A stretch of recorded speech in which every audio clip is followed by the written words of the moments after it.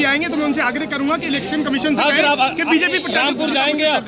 मैं रामपुर जा रहा हूँ। उनका दुख, उनका दर्द एकदम ठीक है। उन्होंने ठीक कहा कि जब पुलिस और वहाँ के अधिकारी, कौन नहीं जानता कि अधिकारी वहाँ के चुनाव हराना चाहते हैं, जो बड़े बड़े अधिकारी हैं वो लगातार इसीलिए पोस्ट वहाँ पर हैं जिससे कि चुनाव में पूरा का पूरा घोटाला किया जाए, चुनाव को उनके हिसाब से मोड़ दिया जाए।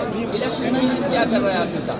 ये कौन सी भाजपा? क्या लग रहा है सर, इलेक्शन कमीशन को राष्ट्रपति से मिलेंगे क्या? मोदी और योगी जो नहीं, ये हमें नहीं पता कौन भाजपा। क्या लग रहा है इलेक्शन कमीशन के लिए राष्ट्रपति के लिए आया था। हमें उम्मीद है कि इन सबका आशीर्वाद मिलेगा और नेताजी का चुनाव है। नेताजी ने इस क्षेत्र के लिए बहुत काम किया है। ये जितना कुछ विकास यहाँ दिखाई दे रहा है मैनपुरी में, ये समाजवादी और नेताजी की देन है।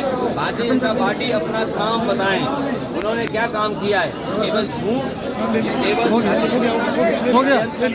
बड़े बड़े अधिकारियों के साथ बैठ करके साजिश षड्यंत्र करना, यही लोकतंत्र बचाएंगे। क्या अधिकारी चुनाव लड़ा रहे हैं क्या बीजेपी को सर, क्या लग रहा है? बड़े बड़े अधिकारी चुनाव लड़ा रहे हैं लेकिन जनता समाजवादियों को जिता रही है। जिस तरीके से भारतीय जनता पार्टी के 40 स्टार प्रचारक अभी लगातार घेरेबंदी कर रही है बीजेपी सर, आपकी उसको कैसे देख रहे हैं? तुम तो कब से घूम रहे हो? मैं देख रहा हूँ। कहाँ घेराबंदी हो रही है? ये बीजेपी के लोग बौखलाए हुए हैं।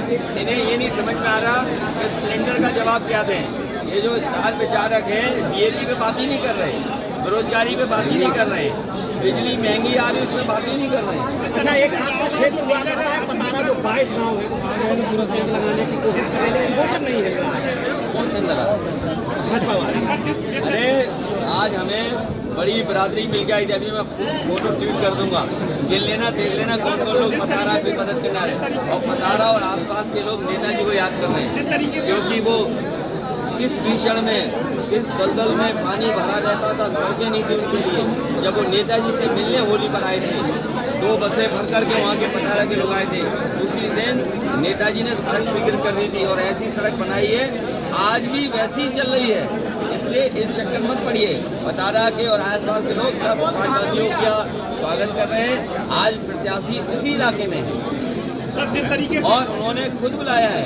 बहुत सारे लोग हैं, गांव के लोग हैं, फौज के लोग हैं, वो लोग जानते हैं कि नेताजी का, हमारा या प्रत्याशी का फौज से कैसा रिश्ता रहा है। सर जिस तरीके से आदित्यनाथ कह रहे थे कि एक परिवार से पूरा मैनपुरी डरता है।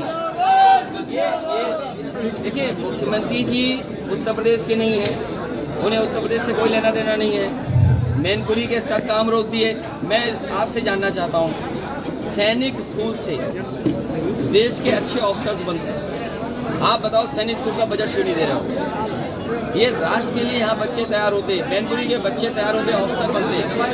आप सैनिक स्कूल का बजट क्यों नहीं दे रहे हो? मेडिकल कॉलेज का बजट क्यों नहीं दे रहे हो? जिला अस्पताल का बजट क्यों नहीं दे रहे हो?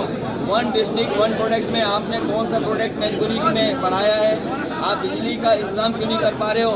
आपने ट्रांसफार्मर नहीं बदले, तार नहीं ठीक किए, सड़कें नहीं ठीक कर पा रहे हो। यहाँ पर जो वन विभाग का पक्षी विहार बनना था, सामान का, शौच का, वहाँ किसानों की रेट बढ़ा करके क्यों नहीं ले रहे हो ज़मीन? विकास क्या किया आपने?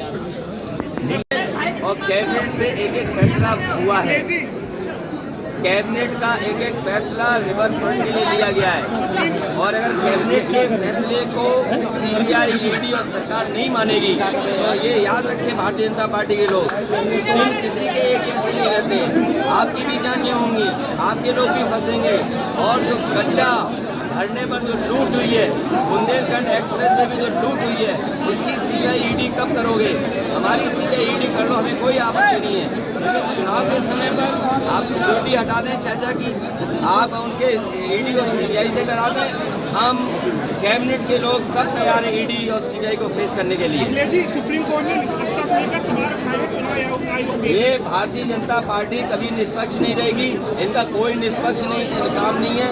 ये भारतीय जनता पार्टी के लोग झूठे लोग हैं। और जसवंत नगर में जिस तरीके से थाना अध्यक्षों के तबादले हुए हैं, ये जात देकर मैं तो पत्रकार साथियों से कहूँगा, लोकतंत्र में आपकी जिम्मेदारी बड़ी है।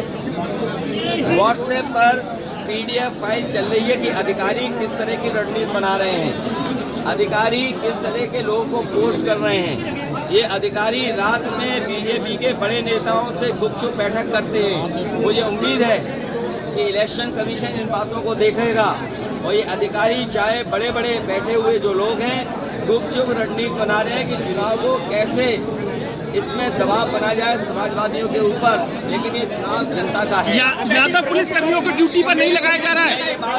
मैं बात यादव या किसी जाति को नहीं कह रहा हूँ, आप पत्रकार साथी हैं जी।